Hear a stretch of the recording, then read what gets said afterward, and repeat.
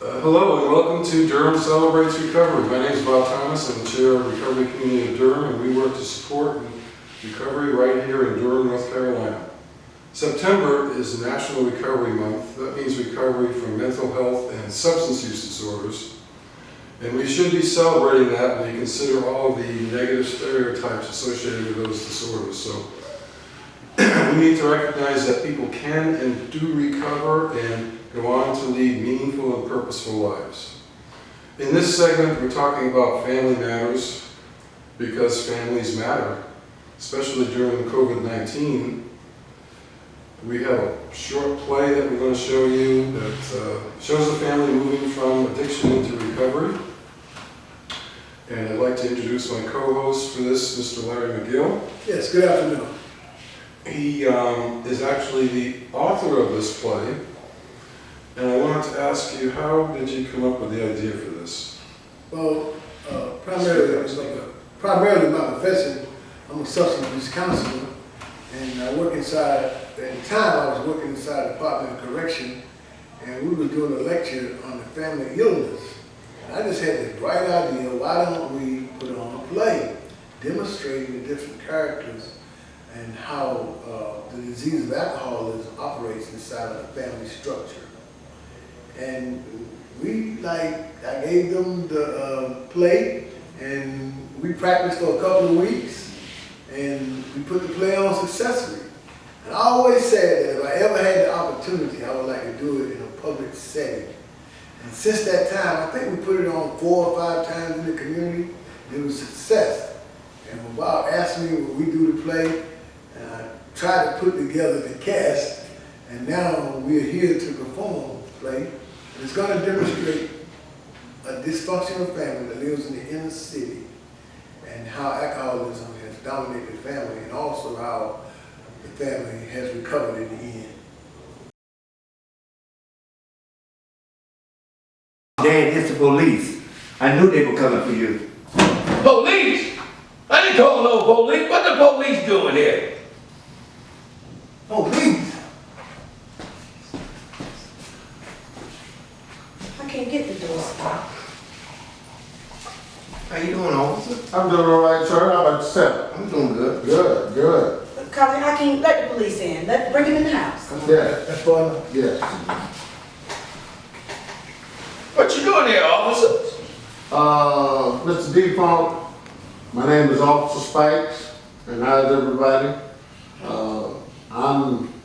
We've been having break-ins, robberies in this neighborhood the last few weeks, Yes. and I'm investigating these robberies. Robbery? Yes, sir. Ain't nobody in this house robbed nobody. No. Matter of fact, we was all right here looking at the Steve Harvey show. That's exactly right.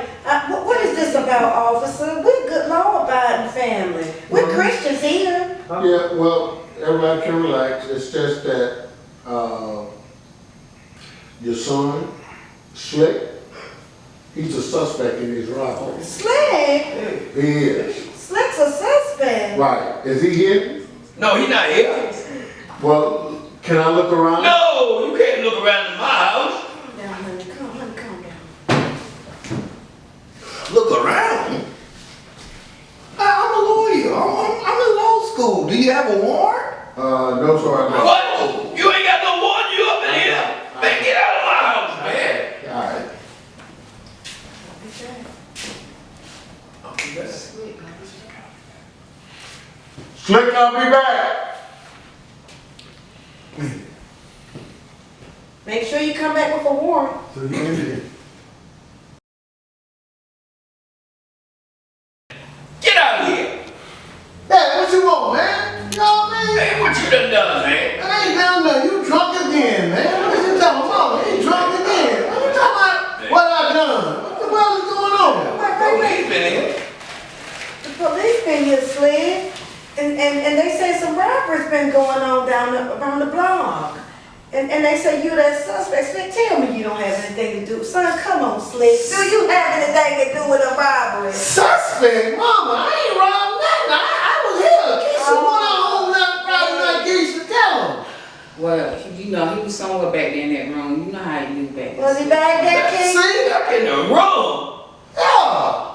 Slick, you better come clean. The police will be back. Man, come clean. I don't know what they talking about. I ain't around that, man. What you talking about? Man, you done something, man. Man, you better ask Keisha. Keisha, do you know anything about Slick or anything about any robbery? Because when somebody gonna be in big trouble, if you don't tell somebody something, I'm getting ready to knock some heads. Look, look. Oh, Slick, look. I'm listening. I'm tired. Listen. Keisha? Listen. I'm tired, Slick. It's enough. It's over. Look, I want you to take your drugs. Oh, no, drugs. Boy, drugs. Drugs. Drugs? What they talking about, brother? Hey, What you pick up? Mom, let me say something. I'm tell y'all like this right here. I've been strung out on this heroin and crack cocaine, man. Craig. I robbed the store. I had to get some money because I had to get one more. No, Slick. Yeah, I did it. I need some help, though. Man, I don't know nothing about no drugs. You mean you got drugs up in this house, man? Man, you gonna have to get out of here, man. I'm strung out, man. Wait. Maybe Slick can go down there and stay with my sister in Yeah. South Carolina. Boom! No. Got one for your rest. Turn around. Turn around. You have the right to remain silent. Anything you say can be used against you in the court of law. That's my family. Slick. Oh, no, Slick. Oh, Slick. It's not. You got 13 minutes. Okay, 50 cents. Get out of here. Hey, what's up, man? Hey, y'all see? Hey, hold on. Check this out. Y'all know why I look good? I've been in treatment. Treatment. Substance abuse treatment. Treatment. We found out a lot about the family, man. My family's a dysfunctional family. Oh, I got something to say, Dad. You supposed to be the head of the family, man. Look at you. You about drunk right now. man. You still drinking. That's why the family hasn't succeeded because of your alcoholic drinking, man. You need to get you some help, man. Man, hold up. Let me tell you something. Let me straighten you out, man. You ain't never known your daddy not to go to work, bring money in this house, keep food in the refrigerator. Man, don't bring that mess to me, man. I took care of my home. But at the end of the night, you be pissing drunk somewhere, because mama gotta put you to bed. Mama gotta put you to bed. Look at mama. Mama, you ain't even looking the same no more. You know that picture you sent me? You was beautiful. Dad don't worry you about crazy. Look what you done to mama. Mama, I'm gonna tell you something. You might gotta leave, Dad. That's what I do. No, What's the matter with you, Slick? we don't do that. Say, what's the matter with you? Don't talk to your daddy and mama that way. Mama, I just need to tell the truth. I can't live a lie no more. Hakeem, well, you a dope child. You gotta leave the family, because they gonna drag you down where you gonna be like me one day if you don't leave. You've been strong thus far, but after a while, you gonna need something to help you along the way. The best thing you can do is move away from your family and go to law school. You got some nerve. You is the one in jail. You is the one robbing and stealing and smoking that stuff. It ain't me. It's not me. It's gonna be you if you don't leave the family. Keisha. Keisha. You know, Keisha, I done found out something about you. The word is, you know, the word the prison taught. The prison say you gotta smoke that loud and that kush every day now. You take care of that baby. All you doing is smoking. Mess around here and be pregnant again, Keisha. Talk about Look at you. Yeah, look at you. Lips right black. Slick, you the one that gave me the weed. Oh, no, You gave me the dope to smoke. You the dope fiend, the junkie. Yeah, Keisha, you The ain't. ass, you was locked up. That's You! Yeah, I'm locked up. Mr. Perfect Robbery. What you don't understand is I locked up, but I've been in treatment. And look at the baby boy. I don't know what y'all done. Look at it. Something wrong with it. I don't know what. Bad boy. Bad boy, my foot. what they call it. Setting duck They call for alcoholism. Won't be long, Keisha, before he be asking you for a joke. Yeah. I'm gonna tell you what. Let me say this right here. Because the time running out. I just need to say something. The supply. Boy, I hope you get some counseling. It doesn't matter with the babies. Yeah, They son. get on how they run things. You ain't gonna They tell me never been that. here for nothing. Keisha, there's a program called NA, and I think you need to go where you can get some help, right? And Hakeem, Oh, get away from your family going to law school. Mama, no. get you some counseling, sir. I really want you to do good in life. Mama, there's something called Al-Anon. Please go. Daddy gonna drive you crazy. This is a place where you can go and get help for yourself.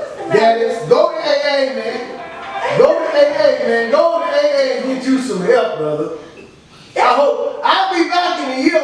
My sentence will be Your over. daddy trying to get you help, man, Slim. Yeah, get you some help. I'm getting mine. But the time is over, Get Slim. you a couple of things. I see y'all. He'll get his family. Come on. That turn is not. He'll turn on his family. He'll turn on. Hey, what's up, man? This is that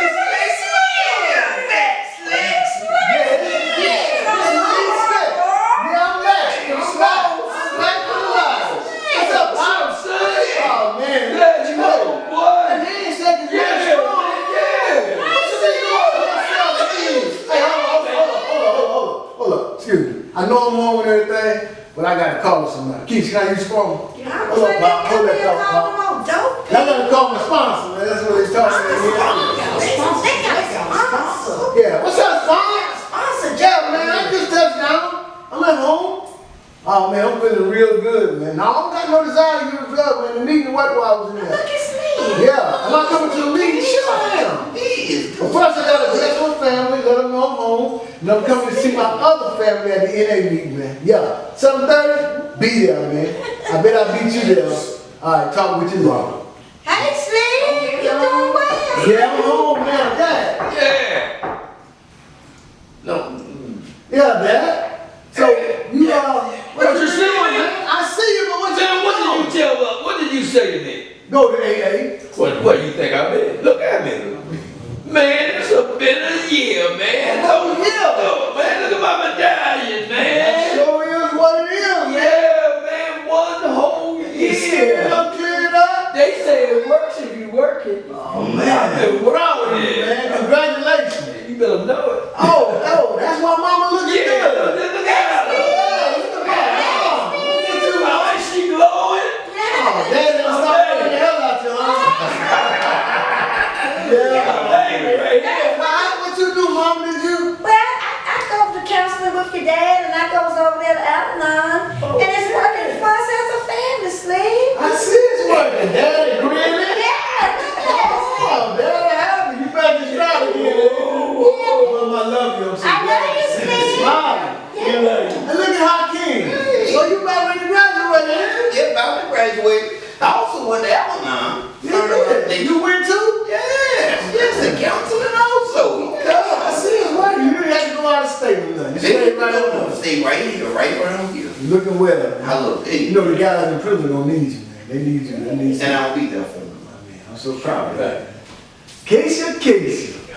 Look at you, Keisha. You look Love good, it. girl. Oh, you know the word done spread that you stop smoking that kush. How you do that, kid? Good as that stuff was. Well, you know what, bro? I thought about what you said when we came to see you in prison. And I decided to check out NA, Narcotics Anonymous. And it worked. It is a way. I see that. Like they said, what if you working? It working. And I'm taking care of your little Taking care baby, of my little your niece. little I'm niece, so proud of you, and I'm Keisha. about to finish school. And you ain't got to worry about holding my dope no more, because I ain't doing dope. You ain't doing dope. We good. Good God almighty, Jockey. You got a little taller, ain't you? Jackie. Look at you, Jockey. I heard you had that ball now in junior high school. I'm doing a little something. Thank you, brother. He hooping. Huh? Thank you. We all, well, me, we took your advice and the counseling words.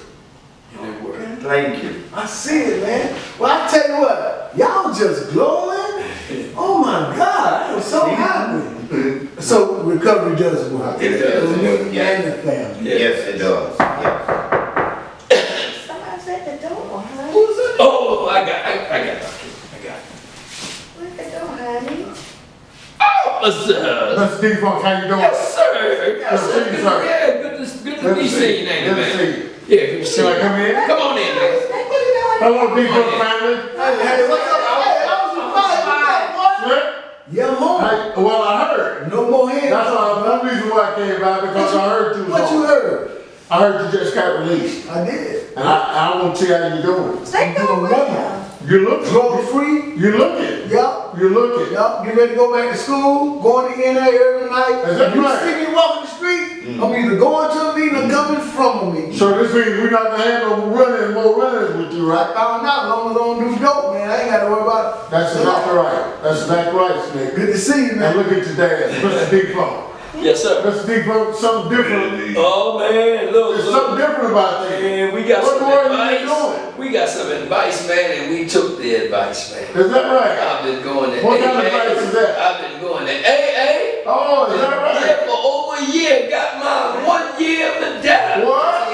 Yeah. Wow. Yeah. All right, Miss D-Funk, I know you're happy about that. Yeah, You even got a glow going on, girl. You look real good. Whoa, you don't have to carry it. No, it's okay, she good. All right. And Hakeem, how you been doing, young man? Been You doing still in law school? Still in law school. How much longer you got? Maybe 6 or 7 months. So that means you gonna come join the police department when you get No, out? I'm gonna be a law student. Speed up. That's that right. And Keisha, you look good, Keisha. Thank you. And Jockey, I think it's going with you. I'm great, just Good. staying out your way. Well, good. I just stopped by to check in. Okay, we'll So- see you. Hold, Officer Spikes, Uh-huh. Dad, listen. It's something I gotta get off my chest. I need to tell y'all. Okay. Y'all remember when I kept trying to tell y'all that Officer Spikes was always flirting and trying to get with me? Yeah. Well, Officer Spikes, the baby's yours. What?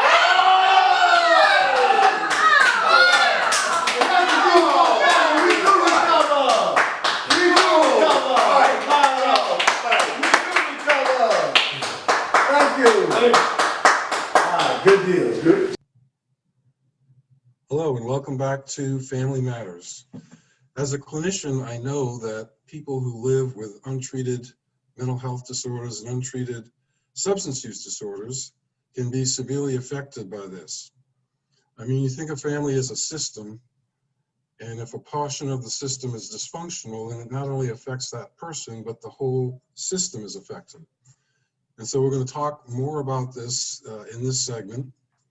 And I'd like to introduce first Amy Carmen, who is a licensed clinical addiction specialist and licensed clinical social worker for Duke University Health System. Felicia Joyner, who is a member of Al-Anon, is going to speak about how Al-Anon supports the spouse or partner, even if the person is still using. And Tika and Ramona Branch from Alliance Health, who will put their insights in terms of what they see about families. So we'll start with Amy, who's going to do a little presentation for us. Okay, thanks, Bob. So as Bob said, my name is Amy Carmen, and I have been involved in the substance abuse mental health world for some time now. I won't date myself, but I am here today. I volunteered to do this because this is really where my passion is. And I am coming to you and sharing with you my insights through my personal experience and journey, but also through my professional experience and journey. So I'm going to try to meld those two together. I'm looking at my notes over here, and I do want to thank you for inviting me to do this. This is really a joy for me. So the plan today in my talk is to share with you really insights from both the perspective of abstinence-based recovery and harm reduction. And so often when family members are aware of an addiction problem, it's because they're aware of someone in their family who's addicted and it's not them. So the whole focus of the family becomes on that addicted person. In today's talk, I'm going to try to reground us back into the idea that the family member is a part of contagious disease that is chronic, progressive, and fatal. And so what happens is, as those family members live with an addicted person or with addiction, they themselves become susceptible to the characteristics and behaviors of that addiction. It doesn't happen in a nutshell. Oftentimes, family members who are in an addicted family or find themselves in an addicted family come from addicted families. So we know that addiction is multi-generational. We know that addiction is often linked to other mental health disorders and other ways of being that are not necessarily functional. And so that's kind of, in a nutshell, what the package looks like. And we'll try to unwrap that package a little bit today together and understand it better. So I'm going to start with the Serenity Prayer, if I can get to it. And if you want to, if it's in your belief system and your comfort level to say it with me, please do. But I think that all things family addictions that start with the Serenity Prayer are grounded and I think a lot calmer and a lot more peaceful. And that's really what we're searching for. So, God, grant me the serenity to accept the things I cannot change, courage to change the things I can, and wisdom to know the difference. So now I'm coming back here. Okay. Yeah, so that is really kind of the mantra that people in recovery gravitate back to as a touchstone to, as I said, calming them and helping them find peace. So there are really two ways to think about addiction, and certainly two ways to think about family addiction. As I said before, we know that addiction is chronic, progressive, and fatal. And that means once it's there, it's going to be there. It's chronic. Progressive means it's going to get worse over time. And fatal means that eventually people do die from addiction. And I think that in the treatment world, partly from where I come, professionals tend to forget that most people do not find recovery. Most people do not get sober, get clean, get abstinent.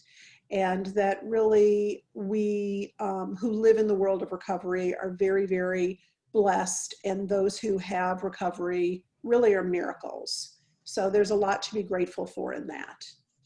I'm going to share with you next the 12 steps. This is really the, there we go. So this is the working program for abstinence. So the recovery world used to be very focused on abstinence only. There wasn't really a such thing as harm reduction. And in abstinence recovery, the idea is that everyone is completely clean and sober. And so for the family perspective, the idea is that family members have emotional sobriety. So family members in their 12-step groups, like Al-Anon or Nar-Anon, I know we're going to hear more about that, utilize the same 12 steps as people in Alcoholics Anonymous. I will run through them very quickly in the interest of time, just so you can get an idea of what the working template for abstinence is. So in the first step, we admitted we were powerless over alcohol, that our lives had become unmanageable. Oh, and excuse me, I forgot to mention earlier, if anyone on the panel has any questions or comments, please just chime in whenever you want to. Let's keep this informal. I think that's a lot more enjoyable. 2, came to believe that a power greater than ourselves could restore us to sanity. 3, made a decision to turn our will and our lives over to the care of God as we understood him. 4, made a searching and fearless moral inventory of ourselves. 5, admitted to God, to ourselves, and to another human being the exact nature of our wrongs. 6, were entirely ready to have God remove all these defects of character. 7, humbly asked him to remove these shortcomings. 8, made a list of all persons we had harmed and became willing to make amends to them all. 9, made direct amends to such people wherever possible, except when to do so would injure them or others. 10, continued to take personal inventory, and when we were wrong, promptly admitted it.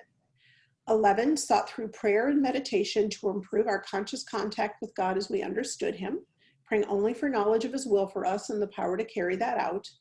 And 12, having had a spiritual awakening as a result of these steps, we tried to carry this message to alcoholics and to practice these principles in all our affairs. So if you're a newcomer and you're seeing these steps for the first time, or perhaps you're not a newcomer, but you don't really have a full understanding of the steps, in a nutshell, how they work is to provide the person in recovery a spiritual template of how to live their life.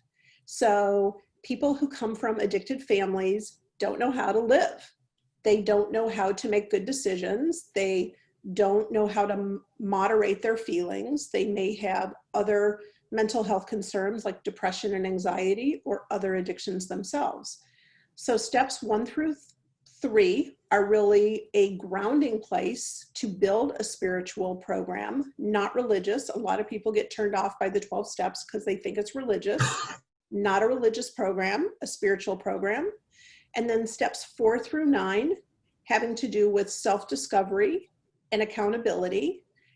Steps 10 through 12 having to do with maintenance, giving the program away, giving sobriety away, making loving decisions. So people who work a 12-step program really utilize other 12-step tools as well, but the steps are really the template to maintain abstinence or sobriety. The idea of the first step is that by admitting powerlessness, we become empowered. That's one of the most basic principles and a very important one. Amy, I have a question. Yeah. As it relates to families, and we respect everyone where they are in their space and their journey, how would you encourage someone who doesn't have a foundation of faith or a believer, and especially during the time of COVID, to have that type of difficult discussion?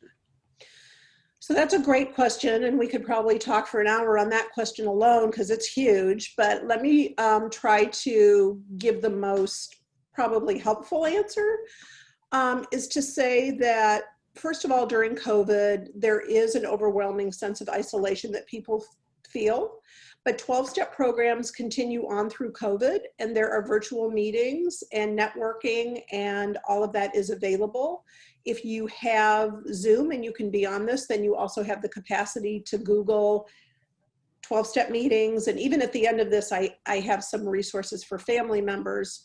But there is a virtual community out there that is very strong. And I personally have to say, I've been really surprised during COVID. I've been doing WebEx and phone therapy with several people, and I have actually a nice handful of clients who've gotten clean and sober during COVID, who weren't clean and sober before COVID. So I'm very hopeful about it. With regard to not having a spiritual basis coming into a 12-step program, I say don't worry, no one does. I think pretty much everyone coming into 12-step or asking for any help is pretty desperate. And a lot of times they feel that God and people have let them down. And so really those first 3 steps guide the person into sort of reworking or redefining a spiritual world that they are comfortable with. You notice how up here, this underlined part, as we understand him or understood him, everyone has to define their own higher power. So who you end up with or what you end up with as your spiritual touchstone in a 12-step recovery program is a very personal journey. So I feel like anyone can do it. Okay, thank you. Hope I helped with that one. Moving on. Amy, I wanted to add a little something, because as a recovery community, we know that there are many pathways to recovery.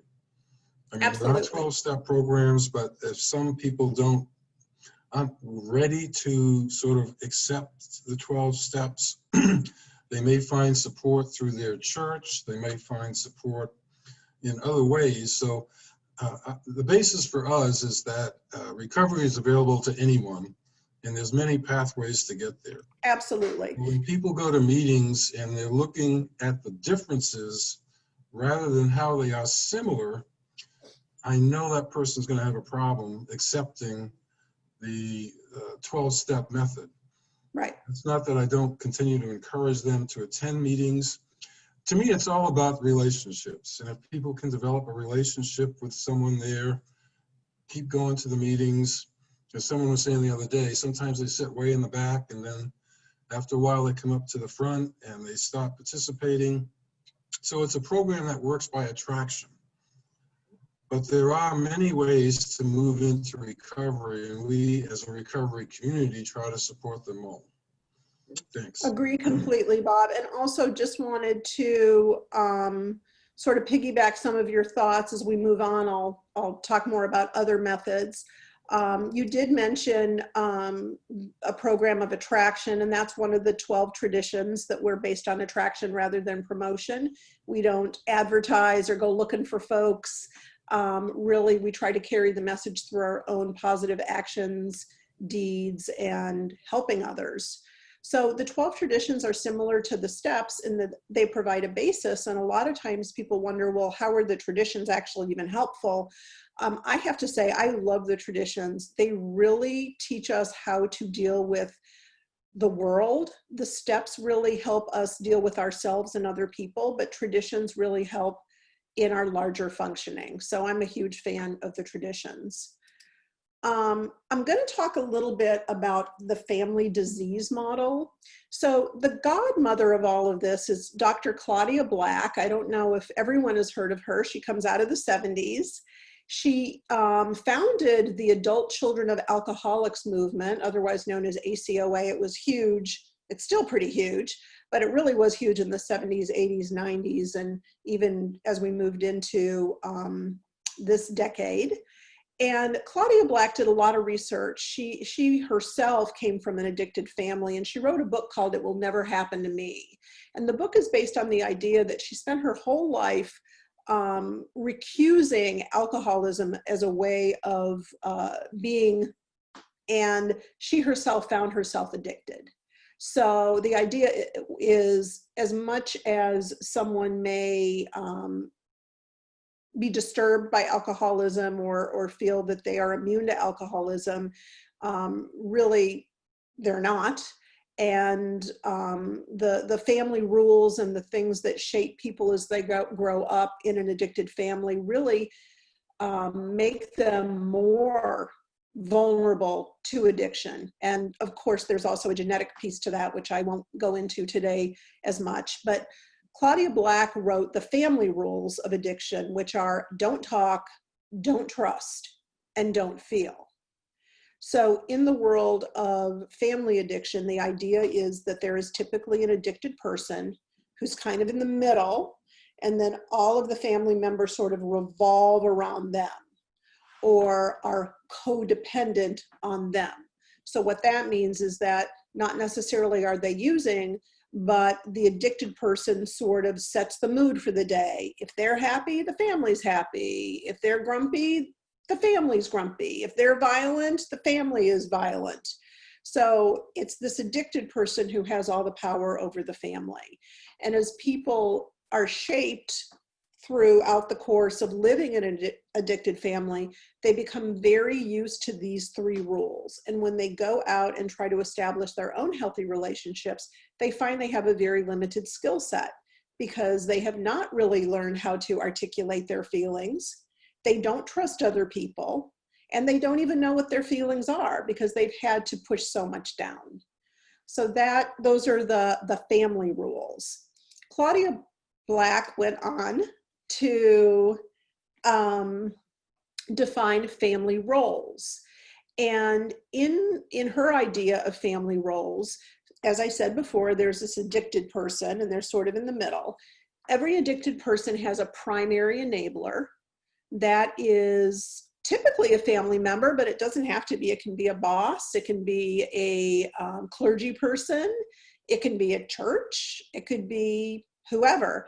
But the idea of an enabler is the person who really buffers that addicted person from experiencing the consequences of their use. So that person thinks they're helping, but actually they set the stage for the addicted person to keep using, because the addicted person never has to face any consequences. So the enabler becomes a primary part of the problem.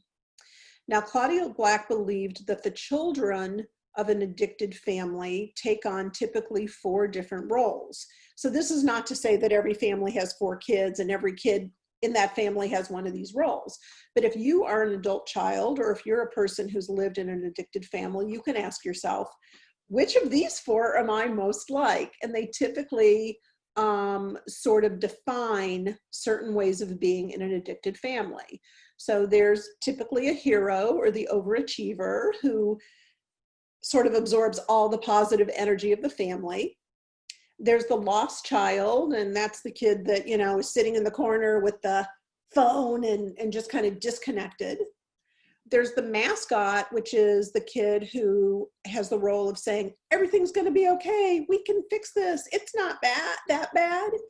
And then there's the scapegoat, which is the one who deflects the problems of the family from the addicted person. So often that kid may be addicted themselves, or have other kind of problems functioning. So again, these are generalizations about roles, but I do think that family members, as they play with the idea of recovery, find these concepts really helpful and really grounding, and also help them to feel less alone, or like they're the only ones that this has ever happened to. So I'm going to go on to discuss different ways of making change. And I've talked a fair amount about abstinence-based programs, or the idea of recovery through 12-step. But there's a whole other movement out there called harm reduction. And that is sort of another way of walking through the doors of recovery or change. So the idea of harm reduction really came out of the 60s from needle exchange programs, based on the idea that it was better for people to turn in their dirty needles and to get clean needles, so as to avoid infecting each other with different kinds of communicable diseases. And that that was definitely an improvement over people sharing needles and epidemiological problems. Since then, there have been some changes in the world of addictions treatment that have really set the stage for harm reduction as well. So for example, back in the day, treatment programs, residential programs, used to be based solely on 12-step. And the people who worked there were not necessarily licensed professionals. They were typically people in recovery. And there was very little room for people to come into those programs and be unsure about where they were going and what they were doing. Pretty much the message was, if you're not ready for recovery, then go do some more research and hope it works out good for you, which for a lot of people it didn't. So there became more and more, legislation to allow people, or to encourage people to get licensed and to have supervision, and to find different ways of working with people who were abusing substances or dependent on substances. Along with that, family programs came into being. And so harm reduction was really developed to help people get clean and sober through different kinds of means, and also to help families. So I will go here, and where are we? Here we go.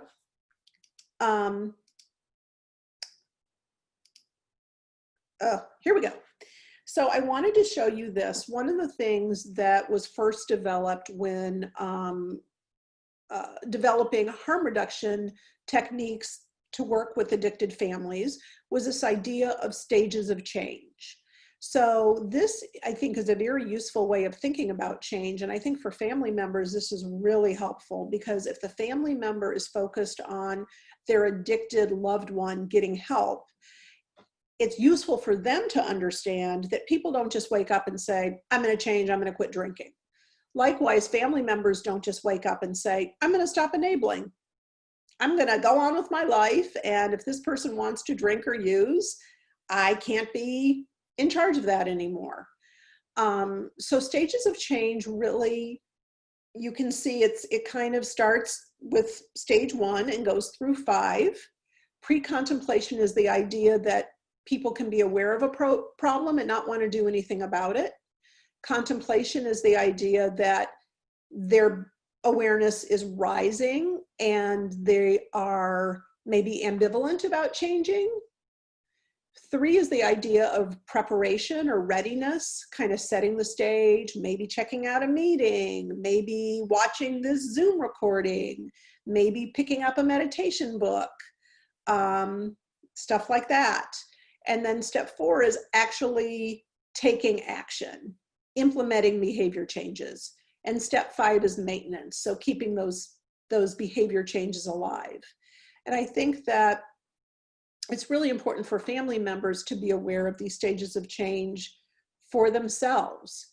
I know that one of the sayings that's been most helpful for me to share with clients and even in my own life is this idea of we didn't cause it, we can't control it, and we can't cure it.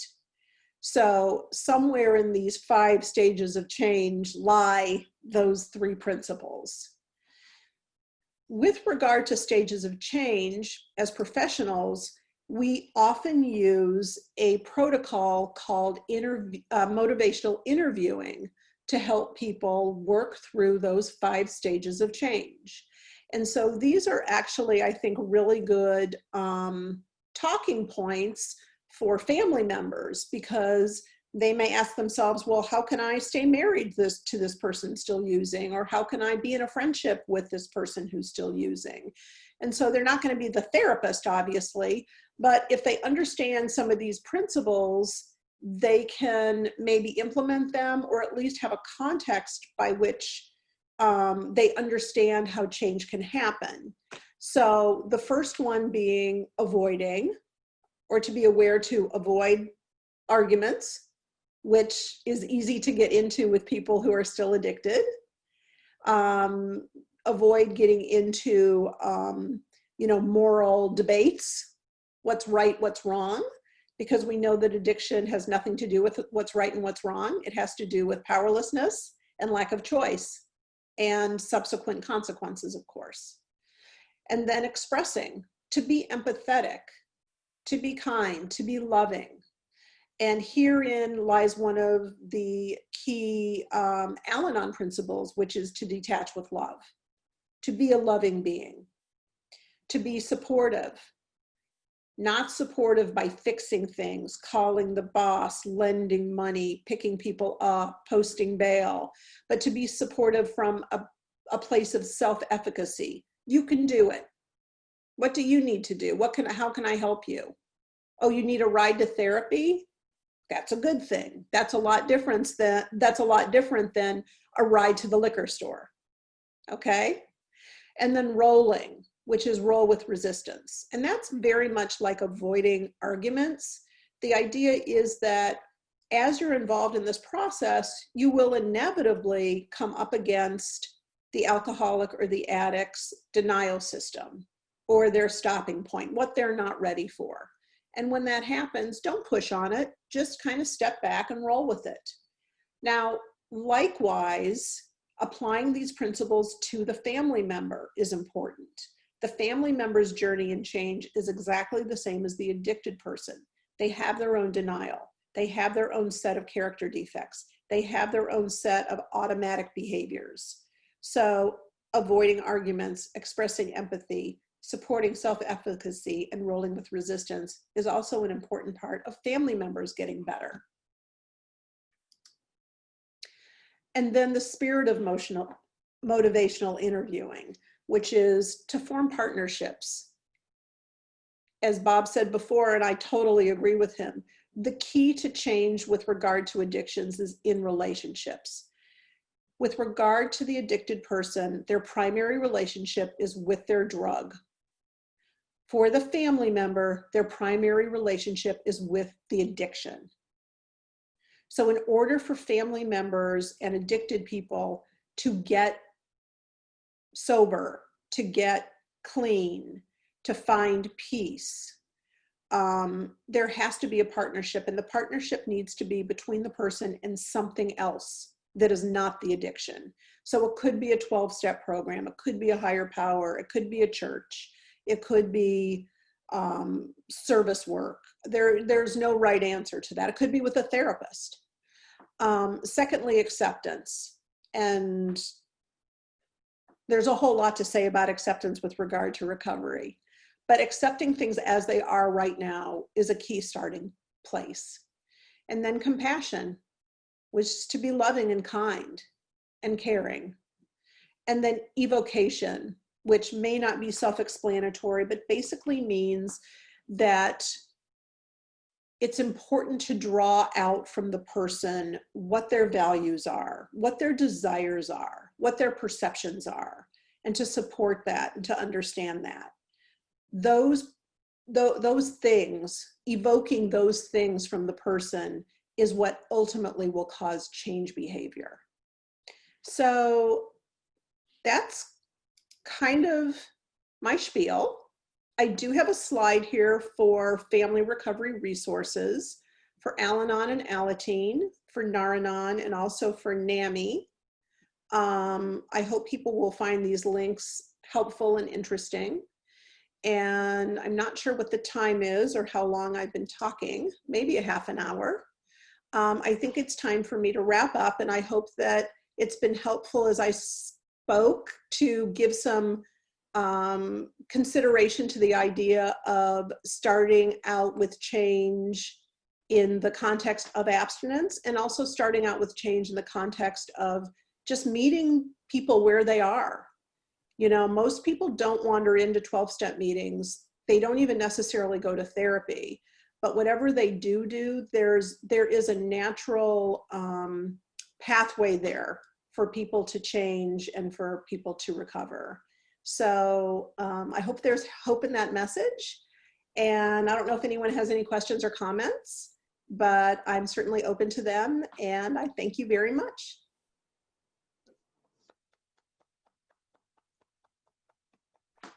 Oh, people might be muted. There you go. Okay, I'm back. Thank you, Amy. Thank you very much. Felicia, tell us something about how Al-Anon works. Okay. So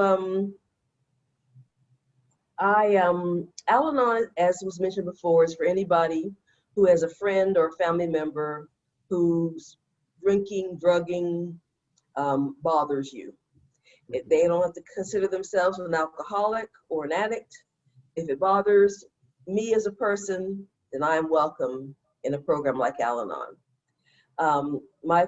There's an old joke that goes around the Al-Anon rooms that I needed a meeting long before I picked up my first drunk. My first person who abused alcohol was my mother's father, my grandfather Leo. He was a shrimper, and he would go off in the morning to work, and he'd come back in the afternoon, either at lunchtime, dinner time, or both, with a bag of shrimp. And my grandmother would turn that into delicious jambalaya, gumbo, shrimp salad. And while we were waiting for her to prepare the meal, he would play with us grandkids. And while he was playing with us, he'd be sipping on either a long neck bottle of beer or this stinky clear liquid that's kept in a mason jar high up on top of the chest of drawers, out of range of the kids, grandkids. And our Al-Anon literature says that as the alcoholic drinks, they are transformed when they go through that bottle. And he was transformed to a man who was loving and kind, and the only person in the world who I allowed to call me by the nickname of Fifi, because I loved him so much. But he was transformed to a man who verbally and physically abused my grandmother. Every summer we would go from California, where my parents raised us, to Mississippi, where they lived, for summer vacation. When I was 12, my grandmother came to California to visit us instead. And that summer lasted through fall, winter, spring, and through the next summer. Before the next winter rolled around, we had to go back to Mississippi to bury my grandfather. The disease of alcoholism had taken his life. I grew up with parents who were very loving and kind, had a very strong belief in a higher power, and they kept us in church all the time. In fact, we were there every time the doors opened. I think they had a key. So we were there for Sunday school, we were there for church service, we were there for Baptist training union, we were back in midweek, we were back for choir practices. We were always in church.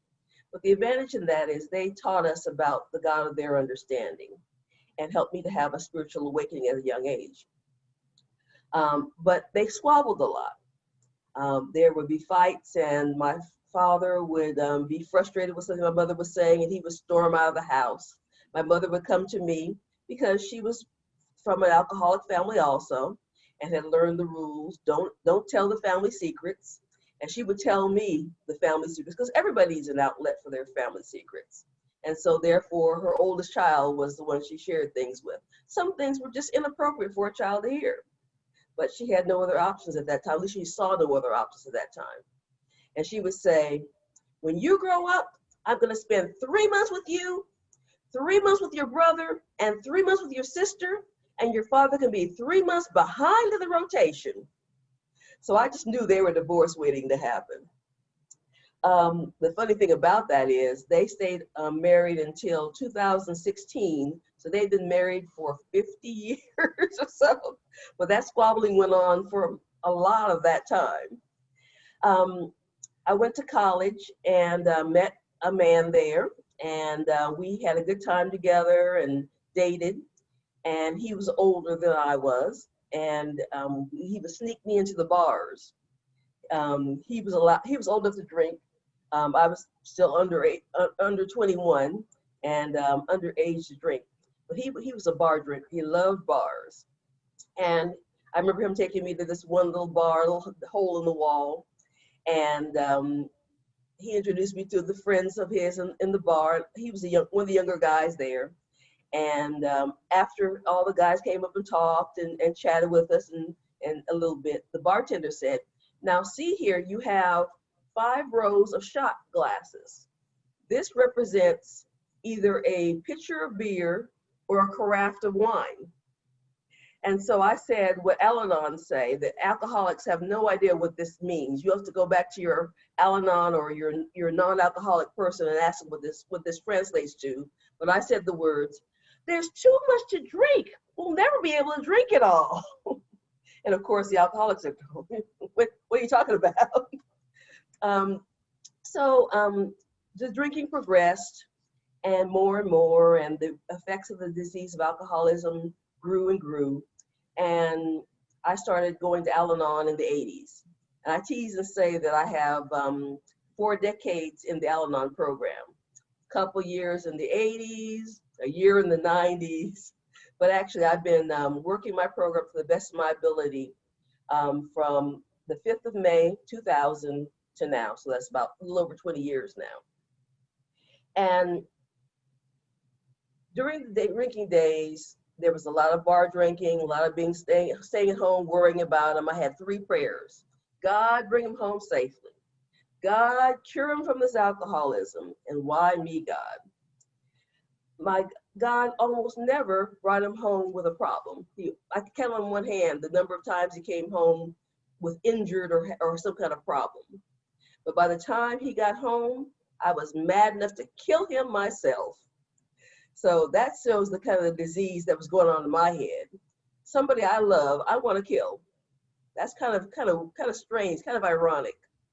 But that's somehow the way that alcoholism sometimes affects family members. A lot of anger and a lot of resentment. So he went on, and with his drinking, it progressed, and there was a lot of denial about the effects of alcoholism. And he says, I don't have a problem, I just like to drink. And in 1999, he was working for a company, and they decided to take the part of the business he did and move it overseas to the new company that purchased that company. And he was going to be out of a job. And so in early 2000, I was coming home from work, and he's sitting on the bed, and he was doing what they do, weaving, because there was so much alcohol in the system, he couldn't stay up straight. And so he told me he was thinking about going to get to treatment center. And about a week later, I came home and he's weaving. And I said, well, I thought you were going to go to get a treatment center. He says, I am. So what can I do to help you get you there? And the way he tells the story is I flung the purse at him. I think I threw it on the bed. You know,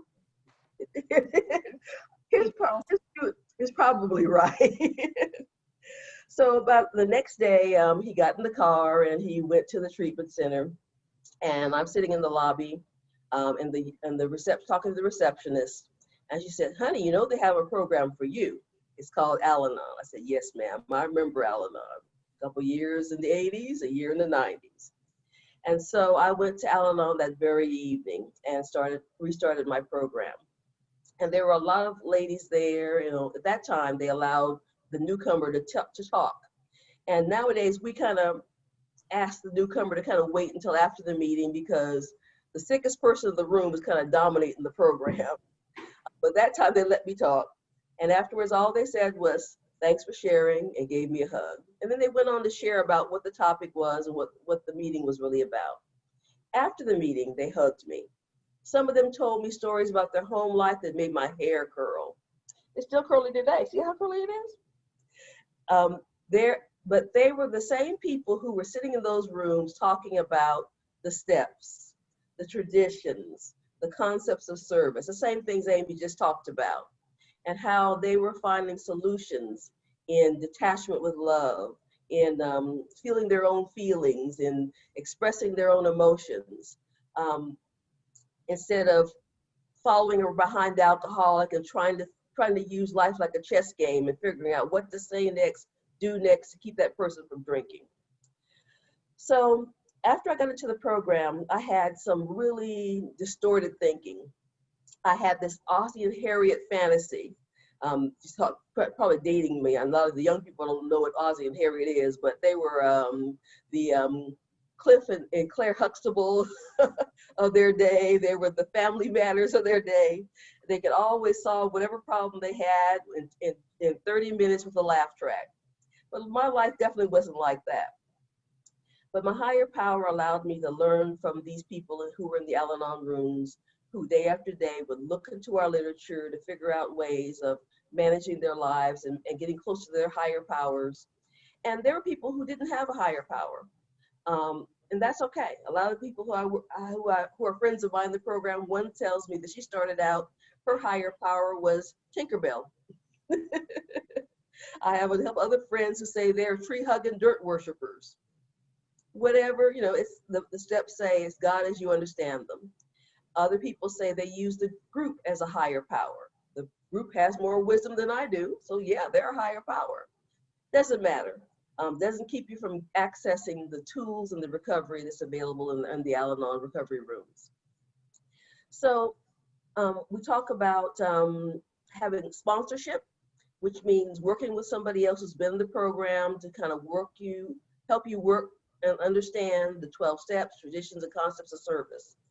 And after I'd been in the rooms for a while, I was lucky enough to have a young lady ask me to be her sponsor.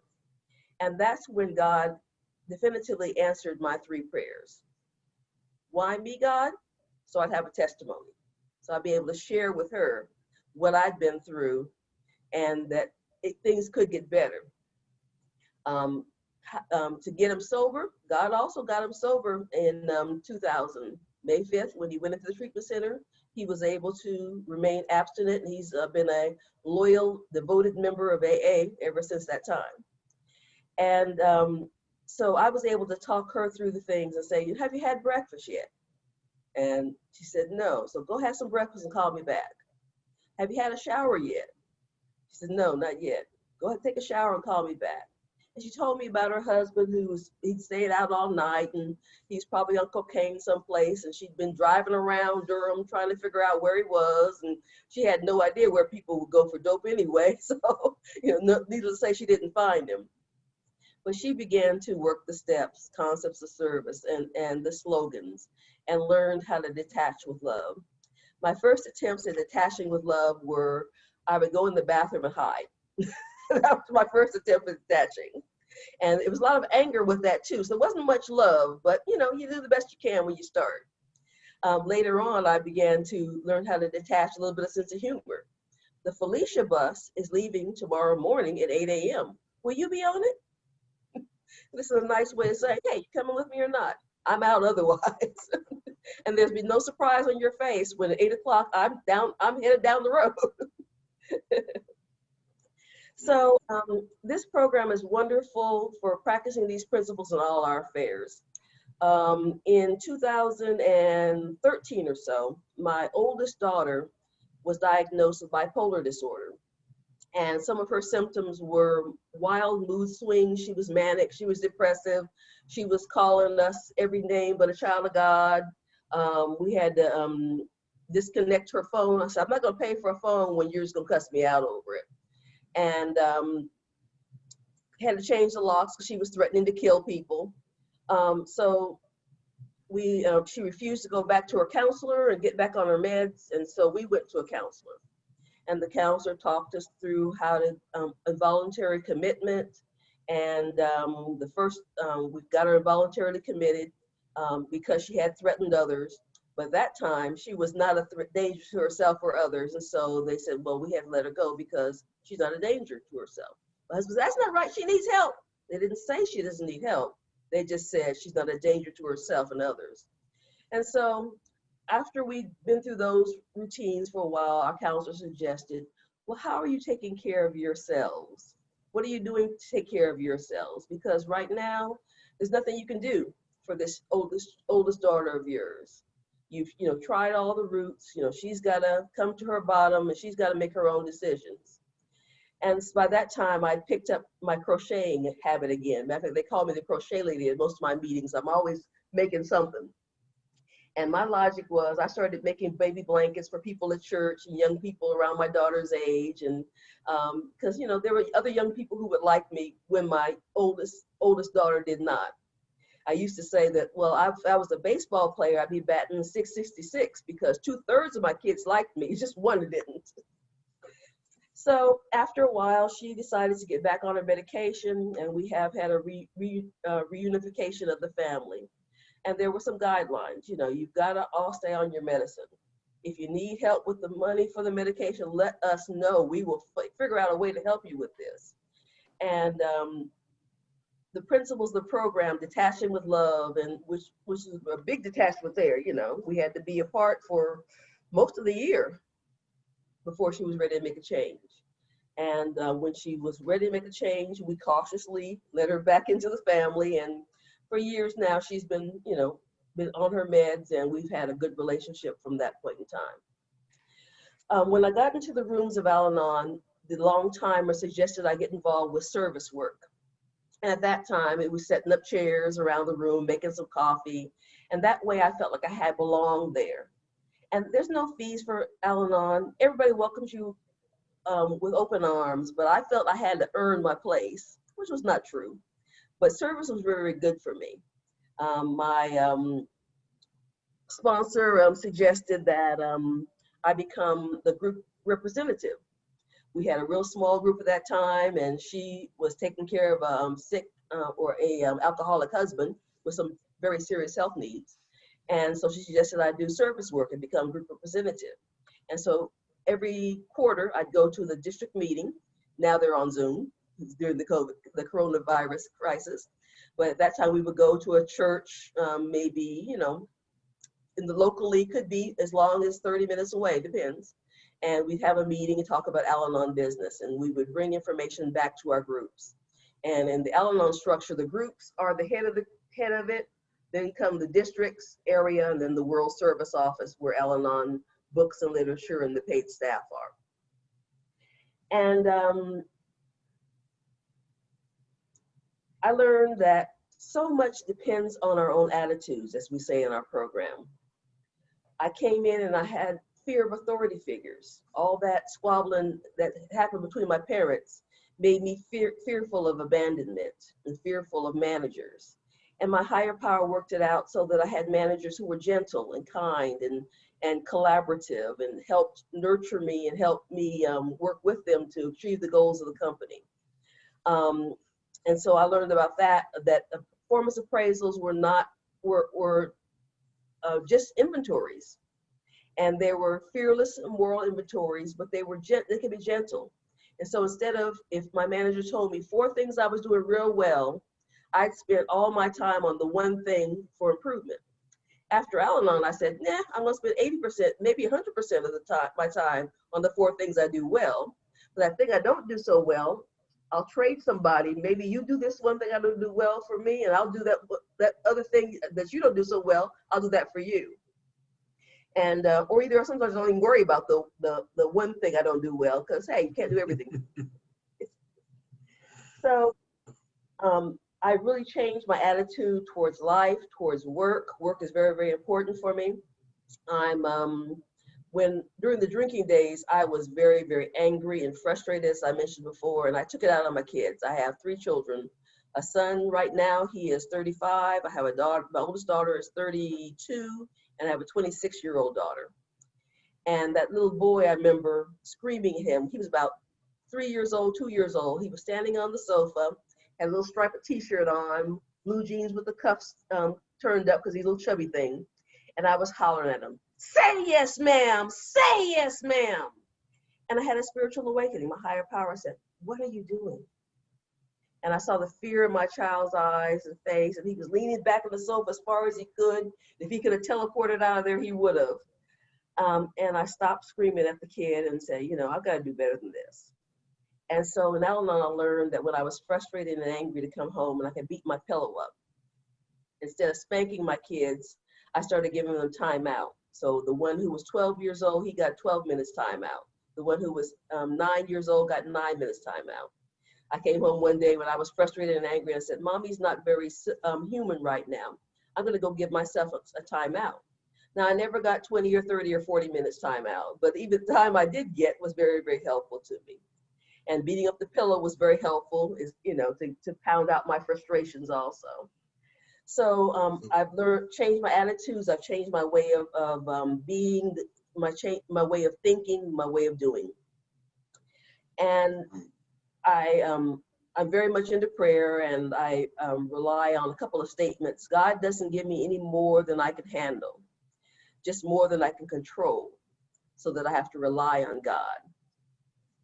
And a little statement on fear. When I react in fear, I give power to an unhealthy part of myself that's telling me it's not safe to be myself and that I will never be able to change.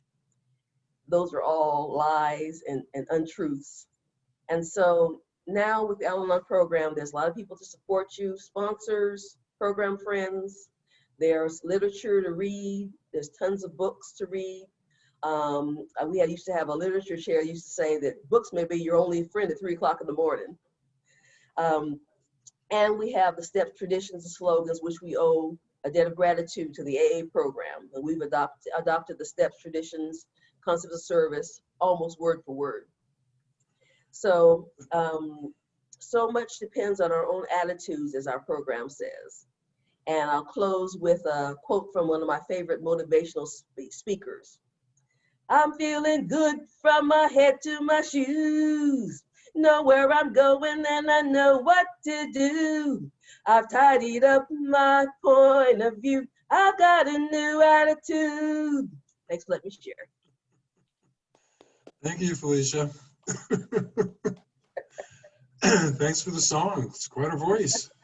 Awesome. You know, one thing I was thinking about was it's amazing how many people, because they grew up in a family with addiction, have such a tolerance for that behavior that they stay with it long after it was really healthy to stay with it. You know, so it takes a certain type of person to be a good enabler in a family system like that. And you know, addiction is not really going to be very successful unless that enabler is there and helping to increase the addiction pot. So Ramona, and where's Tika? Tika and Ramona, what are you guys seeing in terms of family, So, especially with COVID-19? so for me, I am a member engagement specialist with Alliance Health, and during COVID-19, I have been helping out on various different projects. One of them is the transition to community living. We've actually been, our department has collaborated with TCLI to kind of reach out to our members right now, these particular members. During these times for COVID, we actually check in with them. We were doing it once a week, but now we've gone to every other week just to see how, you know, because when people are in the house all the time, you know, a lot of times they don't have a whole lot of outlets. And, you know, we want to make sure that they don't have any barriers to meeting with their therapist, you know, basic needs like groceries, getting to the grocery store, you know, any kind of supplies that they may need, cleaning supplies with all of this that's going on, because a lot of people to begin with have been really scared. They've been like, I don't know what to do. And, you know, their whole routine has been shifted. So we've been particularly paying attention to those individuals and families and members that have the severe, persistent mental illness that might not be faring well during this time, and giving them extra attention just so they don't, you know, fall back, or they don't have ways to get their medications. You know, they're having struggles with this, that, and the other. So I've been working on that. And also there's some other, you know, cases that I've been working on with the family, because the family members are having a hard time with children that are in school, that have been staying at home. You know, it's really tough because they don't have an outlet now. And, you know, they've been struggling with behavior. So reaching out to them, you know, making sure that people know how to get engaged if they need to get engaged, accessing services that they might not have been able to have, they might not have needed back, you know, before COVID came through. And, you know, they're thinking like, you know, I really need some extra support right now. It's kind of, it's been a challenge because, you know, we're used to going out in the community a lot, being able to meet face to face with people. And so now we've had to learn how to do things via Zoom. And a lot of times, you know, people like that one-on-one, where you can see somebody, be in the same room with them. So, you know, even just adjusting to the new virtual environment has been a challenge to people. So, you know, doing extra follow-ups, making sure we have a lot of literature online, educating people about how to use Zoom, educating them about the telehealth has been, because that's something new for everyone, and just, you know, paying extra attention. That's what, you know, our department has been doing. And, you know, of course, participating in virtual Zoom sessions for Recovery Month this year, which I think is great, because it will see that, you know, we still are here. We're just at a different capacity right now. We're not doing things like we used to do. We're having to move into something different to try to reach our families. So Right. Physically distanced, but not emotionally distanced. right. And you know, it has been a challenge. And you know, schools are still, like, some of the schools are still online.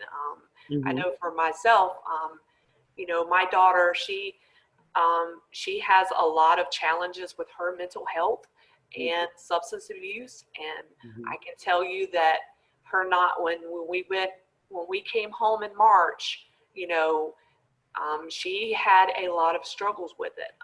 So I know from a personal experience that the kids, and she's 16, I mean, she's been hospitalized twice since March. So it has been really hard on these kids. And this is, I mean, Ashlyn, she actually does suffer from, I mean, not suffer, well, she has a lot of issues with her mental health. So I can't imagine just in general, people that don't have mental health problems, they're suffering. I mean, they're not suffering, but it's challenging for them right now. So, I mean, I feel like it's just, it's been a challenge, but we continue to get, you know, our members and our family members, keep them engaged, you know, be the best support that we can for them. So, yeah. Yeah. Thank you for sharing that. And, you know, SAMHSA reports that in any given year, about 20 to 25% of the population will experience some sort of mental health issue. But this year, I think it's going to be like 99%.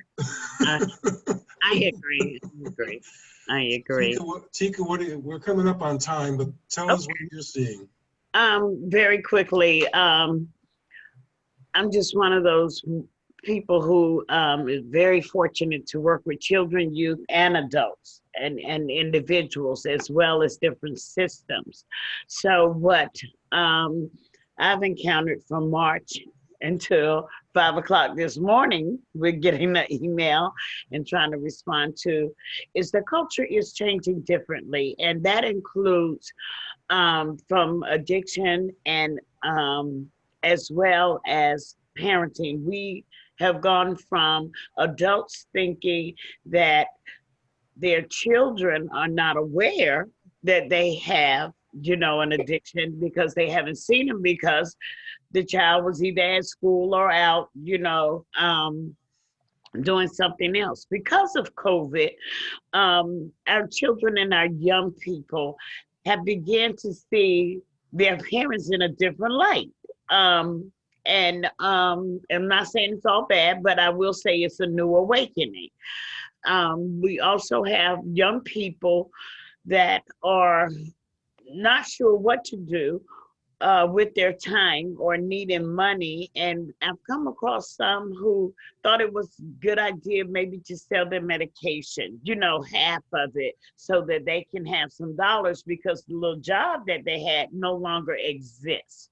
So, and they thought it was a good thing if they sell some of their medication and then they can actually get, you know, some food, because like Ramona said, there are many resources that have been out there. However, there are a lot of families still with pride, and especially families who are educated, families who feel that the food banks are not for them, or you're not going to drop a box off on my porch.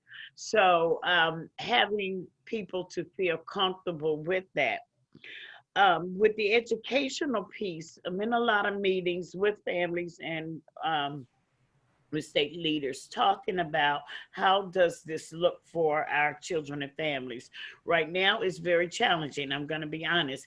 And it's going to be challenging for a very long time. I mean, it's not an overnight thing. So I'm partnering with families to look at different levels of frustration. As I listened to the presentation, many of the skill sets that was mentioned in Amy's presentation are things that I actually use in my partnership with families, especially through the motivational piece, which is really has been just really helpful. I do think I'm gonna add to my toolkit is the hero and lost child component, because that works for and I hope it's okay that it's not for just the world of addiction. That's another piece. So partnering with families, understanding their child and family team meetings, which is absolutely critical. We at the North Carolina State Collaborative created a one-pager to talk about how important it is to still have those meetings, because we have children in Central Regional. I'm partnering with them. We do a weekly check-in with other other students, and that has been really stressful to families. The stress level is getting so high that I agree with you about that. A lot of things, the numbers are going to increase, and I have said to people, COVID has just created a new culture of people entering the mental health field, you know. And so we're just trying to find and be as supportive as possible with all of our children, youth, and families. But not only that, one thing I will say about what we are doing is that we are supporting agency staff as well. We're supporting systems as well. We're finding different ways to engage them. So probably made a big mistake asking me to talk about families, because I can go on and on about the different things. But I will close by saying this to you that I've shared from March the 13th until this very day. We will get through this. We will be better because of this, and we will become the greatest nation in the world. So thank you. Thank you, Tika. Now it just shows me that family matters. I mean, family matters, family matters. Yeah. And in that system, taking care of yourself also matters. Because if you're not taking care of yourself first, setting up those boundaries and saying, I'm not going there, I'm going to take care of me, is not being selfish. It's actually being, you cannot give to other people what you don't have if you don't take care of yourself first. And thank you all for being part of this discussion. I've learned a lot, and thanks so much for participating. Thank you.